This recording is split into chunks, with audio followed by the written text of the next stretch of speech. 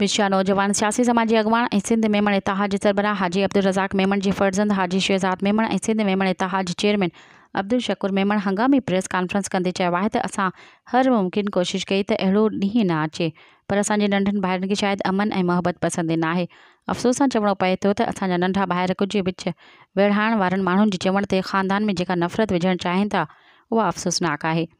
गुज़िरियल महीने असांजे नंढनि भाइरनि असां ॾे पैगाम मोकिलिया त जुगनू फिलिंग स्टेशन ते असां पहिरीं तारीख़ कब्ज़ो कंदासीं, जंहिंजी असां SSP मटियारी खे दरख़्वास्त ॾिनी। उनखां पोइ गुज़िरियल ॾींहुं असांजे नंढनि भाइरनि हथियारबंदनि जी मदद सां जुगनू फिलिंग स्टेशन जी मिल्कियत ते कब्ज़ो करण जी कोशिशि कई, पर SSP मटियारी ऐं DSP मटियारी फौरी तौर जुगनू फिलिंग स्टेशन ते पुलिस पिकेट क़ाइमु करे मटियारी खे हिकु वॾे ख़ूनारेज़ी खां बचायो।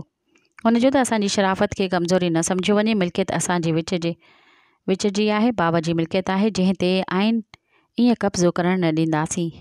मज़ीद ख़बरनि ऐं तफ़सीलात लाइ विज़िट कयो असांजी वेबसाइट www.awamiNewsHD.com ऐं ॾिसंदा रहो अवामी न्यूज़ HD।